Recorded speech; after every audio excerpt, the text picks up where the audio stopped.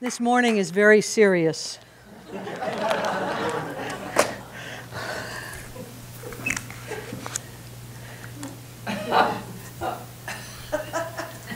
I can't do that to the green, Michael. How can you do that? O'Keefe regularly played golf every Sunday morning. And he played it with 3 Orthodox Jews. Now, the challenge for him was the fact that every time he played, he got 90 strokes, and they always parred the course, which was 72. And he lived with that frustration through the summer, and as fall came around and he was getting ready for winter and knew that the course was going to be closing down and the snow was coming, he finally asked all the Orthodox Jews, why was it that they kept scoring 72 and he scored 90 week after week? And they said, it's very simple. We go to synagogue. We pray. We do the ceremonies. We do all the festivals. We eat correctly from sundown to sundown on Friday and Saturday. It's very simple what we do. So O'Keefe gave it a great deal of thought trying to figure out what he was going to do and how he was going to handle this. And so he finally decided that the only way to get his game from 90 to 72 was to convert. And so that winter, he spent the time going to synagogue and converting to becoming an Orthodox Jew. And he looked forward to the spring with great anticipation because he was going to finally hit 72. And so the first day, the first Sunday they were out, they go out and they all hit 72, and he hit 90. And he was so frustrated and so angered by this process. And he finally said, what did I do wrong? Look, I became an Orthodox Jew. I joined a synagogue so I could hit 72. And one of the Jews looked at him and said, so which synagogue did you join? And he said, why, Beth Shalom? Hey, you fool, the Jew replied. He said, that's the synagogue for tennis.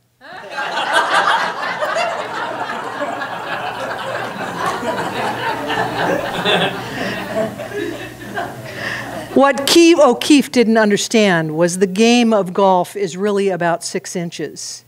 The 6 inches between here and here.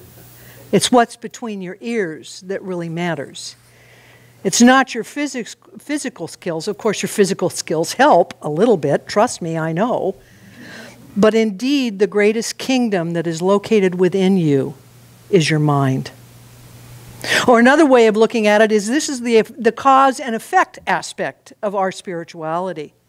Our mind is the cause. The thoughts that we think, the thoughts that we have, is what creates the ultimate effect in our life.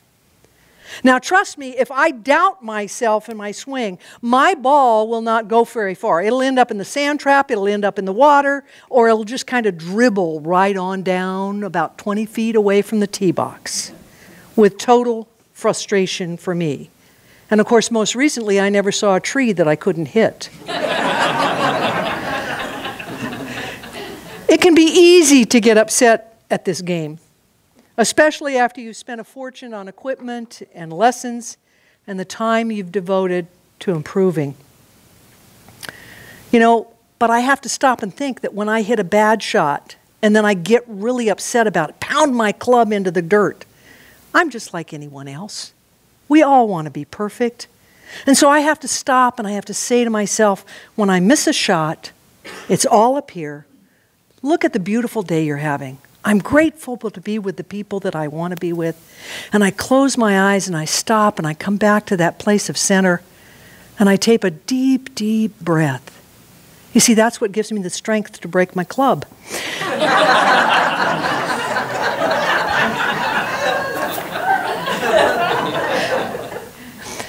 So we're trying to do this in tandem today.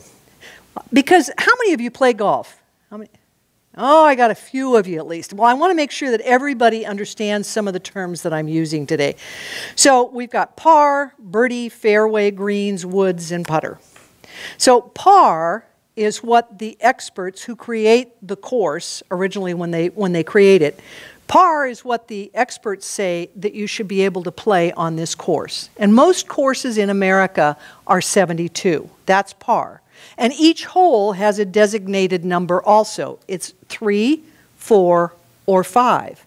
And so your goal is to try and get in the hole within however many strokes they dictate. That's par. A birdie, however, is one less than par.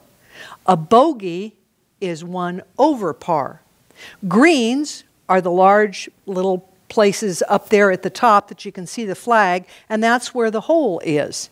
Now, that hole is only about that big. Most of us wish it was about that big. However, that's what the green is, and the fairway is the long area from the tee box all the way up to the green.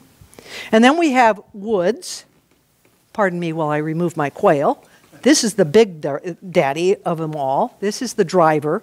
And we have to have woods. We have other, they've been known as woods. Now they're not really woods anymore, but we still continue to call them woods because originally when Terry and I visited Scotland last year, we got to go through a museum where they actually showed us the old clubs that were made from one piece of wood. And then we have irons and chippers, and of course, don't forget the all-important putter. So now that you've got your lingo down and know exactly what I'm talking about in a few short minutes, I want to share with you a story about Patti Sheehan. Now, Patti Sheehan was a Ladies Professional Golf Association Hall of Fame player. She was famous, or is famous, and she played on the professional circuit back in the 80s and 90s. And I had the opportunity to actually see her play one time when I was in Palm Springs. She was playing at an extremely important game in her life. And she was on a 5 par. Remember, she wanted to get 5 strokes or less. She was on a 5 par, and to be able to stay in the competition and hopefully win the game, she needed to get a birdie. She needed to get 4 strokes. So she had already hit one ball, and she had gotten it part of the way down the fairway. And she was there, she was trying to establish what she was going to do next. How was she going to hit the next ball? What club was she going to use?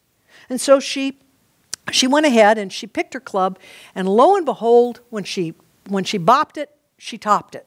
Now, what we call a top is when our club comes and gets along the top, and usually what happens with that is the ball just kind of dribbles down the fairway, or wherever we are, in the grass on the side where we don't want to be. But anyway, she topped it, and sure enough, here on the green, surrounded by a creek and a bed of water, the ball went into the water, which meant she had a 1-stroke penalty.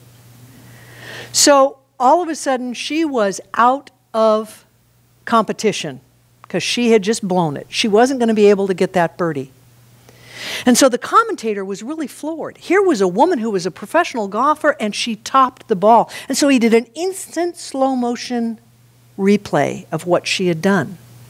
But the mistake that the commentator did in that process was he should have gone further back than the actual stroke, because what he would have discovered in the process is her indecision in how she was playing that game. First, she strode up to the ball, she looked at it, she looked out, she decided on a wood, she grabbed her wood, she stepped back, her caddy handed her an iron, she looked at it again, stepped back, no, this wasn't what she wanted, and she grabbed another wood and she hit it. The important thing was the fact that she had made the wrong decision. She hadn't thought it through completely. Her indecision in selecting the club resulted in her loss of the game. Sheehan's poor swing was ultimately the result of her poor thought process. Bad swings lead to bad shots, but it's often bad thoughts that lead to the bad swings. You see, it's the thought process that seems to get us in trouble when we play golf, or even when we play the game of life. It's our thought process that always gets us in trouble. Now, some of the essential parts about golf include focus, motivation, practice, decision-making, and how you talk to yourself, and goal setting. Does that sound like anything you've talked about here in church?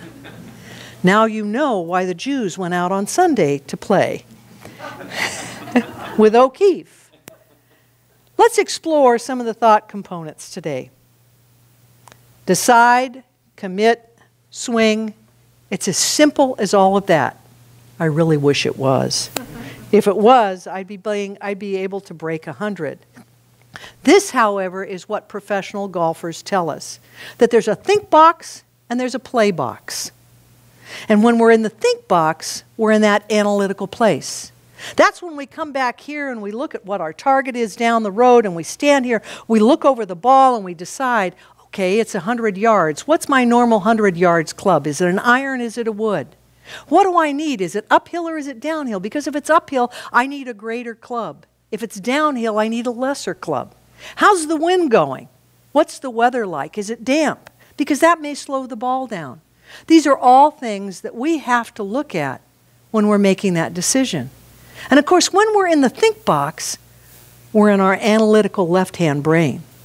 Now, of course, it does change because at some point in time, we have to move from that left brain thinking over here to the right brain thinking, grabbing our club, gripping it down, and just swinging away.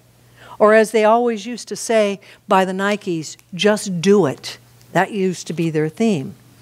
But oftentimes what happens is because we've already decided what we're going to do and we've made our decision, we just need to follow through. Unfortunately, for some of us, however, we move to that place of indecision even after we've made the decision. And when we come up here, we start to address the ball and we look down at it, and then we begin to doubt ourselves, just like Sheehan did. Did I pick the right club? Have I aligned my feet just right so it's headed towards that target down there? Or in my instance, it turns to that list. Grip the ball correctly, Eileen, 1 inch behind the ball, turn, swing, back, shoulder down, and I go through a litany of about 6 or 7 things. Do you think there's any problem with my game at all? For me, that's the equivalent of standing on 1 foot for the rest of your life, fearful of making a decision. Because I want to be right. I want to be perfect. I want to do it just like my coach showed me. Unfortunately, fear gets in my way and I top the ball, I hook it, I slice it, or it dribbles down the fairway just a few feet. How often do we defeat ourselves because we refuse to create something out of the fear that exists in our life? Take the time that you need in the think box. That may be your desk. It may be in the meditation chair. It may be in your prayer chair. But take that time that you need for the think box and then step up and release your fears and all fear that you have to be perfect. There's a lot of things in the game of golf that as players we cannot control. I can't control the weather. I can't control the speed of play. I can't control where the hole is. I can't control the pin placement. I can't control the courses, how the course was designed. I can't control how my partners are doing. What I can control, however, is my temper, my attitude, my club selection, and how I'm going to warm up for the game. All of those are my job and my responsibility. And in life, there are a lot of things we cannot control. The reactions and the behaviors of others, the weather, the traffic. I can control, however, my reaction to the idiot that just cut me off on the freeway. Oh, no, put that hand down. Don't forget you've got clergy on the back of your car, Eileen.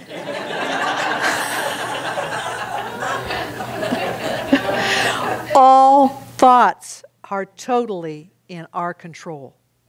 Additionally, we control our goals and our intentions for the game.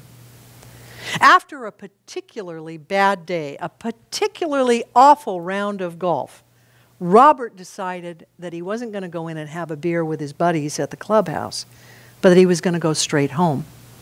As he was walking back to his car feeling really miserable about the game that he had just played, a police car pulled up and an officer got out and looked at him and said, "Say, about 20 or 30 minutes ago, did you tee off on hole 17? And he goes, "Why, yes. Yes, I did. How did it, did the officer looked at him, did you happen to slice your ball and it went out of the course and it went over the trees and out of bound?" And Robert was just really totally amazed. "Yeah, why, yes, how did I know?" "How did you know, officer?" And he said, "Well, that was simple. The ball went over the fence, went out of the course, hit the windshield of a BMW. The BMW hit 6 other cars, who in turn hit the fire engine that was on its way to a fire. And because it couldn't get there, the building burned down. And really what I want to know is, what are you going to do about it, sir?"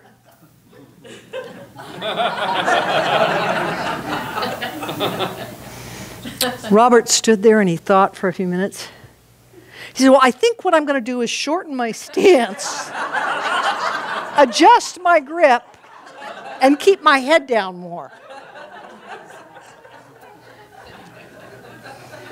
Robert had already established his goals for his next game.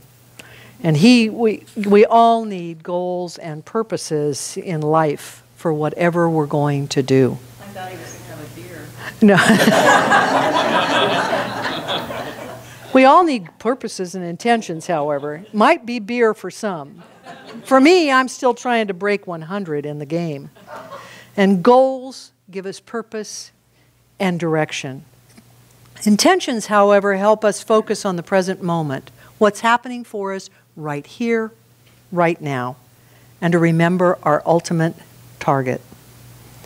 Everything is activated by our intentions. And as soon as we state them, as soon as we establish them, action begins to happen on them right away. And of course, what intentions do is they bring up all of our fears, all the fears that we need to heal, and that keep us tied and tethered to our past. Intentions are about what we want to bring into our world and into the world as a whole. And intentions begin as soon as we declare them, and they call us back to the beginning, which is our ultimate goal. God's intention for each and every one of us is to live a life of abundance, of joy, of love. It's our choice how we choose to experience that. And remember that the only way God can experience life is through us. I keep wondering when she wants to experience a hole-in-one. We have to be willing to change if we want to accomplish our ultimate goal. When we let ourselves get stuck in our lives, we're surrendering to the strongest of natural forces, the instructional urge to resist change. Recently, I was working with my coach on my grip. I was in that mode of total frustration. I had just played in the last 10 days 2 lousy games. And that, of course, hurts my handicap. And in fact, I had been working on my grip off and on for the last 2 years with her. And it seemed like I just couldn't get it right. My thumb wouldn't go in the right place. My fingers wouldn't interconnect correctly. And every time I'd approach the ball and I'd stand up there to look at it, do you notice the smiley face? That's when I do a lousy shot. So I just keep smiling. But every time something went wrong, I blamed it on my grip. I complained one more time to Janelle, and she looked at me and she said, "Do you want to change your current grip, or do you want to keep your current grip? Because if you want to keep it, we'll have to put a Band-Aid on everything else. If you want to change it, we can start to change it now, and it won't affect how you play or the mistakes that you make." It became crystal clear to me that to ultimately achieve my goal, I had to change. I could stay with what wasn't working and put Band-Aids on it, or I could choose to move through my layers of discomfort, my frustration, and the anger that I felt. It was up to me. It was my time to change how I thought about holding the club. Channel your energies towards the target, and the ball will follow. Not too long ago, I was playing with a guy for the first time. Sometimes when you go out to the golf course, if there's more than, a group, if you're by yourself, they'll put you with other people. And so I was playing with this guy, and he walked up and he teed up his first ball, and then he took a second ball out of his pocket and he laid it down next to it. I looked at him and I thought, that's really strange. 2 balls up at the same time. And after he hit his first ball, the one that he had teed up, he walked over and picked up the second ball and put it back in his pocket. Well, when he got back to the cart, I said, why did you take 2 balls up there? Why did you tee one up and lay the other? And he goes, well, you know what? I so seldom ever get over the water trap. I'm always prepared to hit the second ball.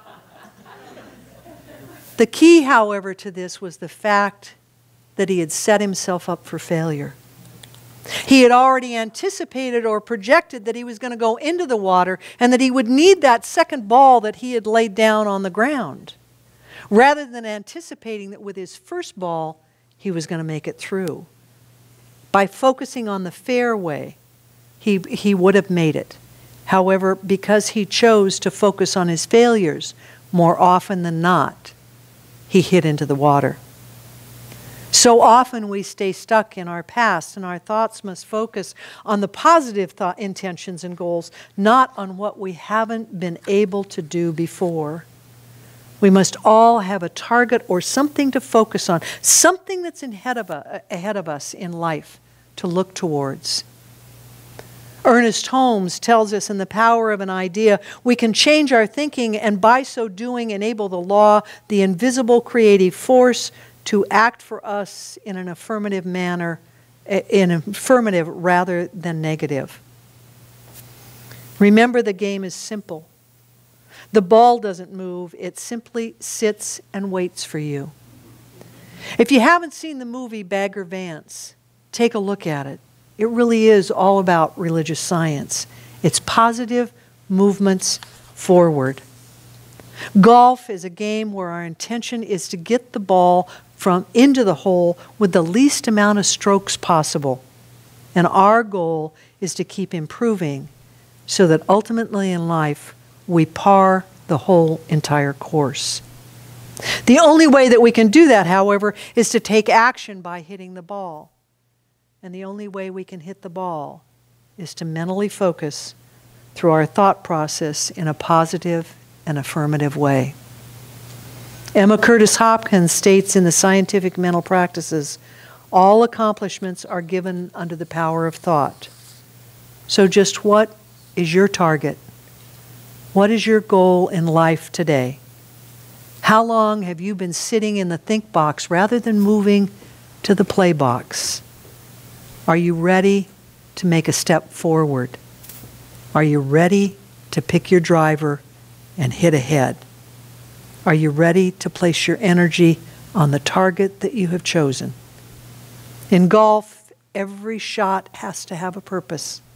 And in life, every act that we do must likewise have a purpose that is done by our own creative thought process.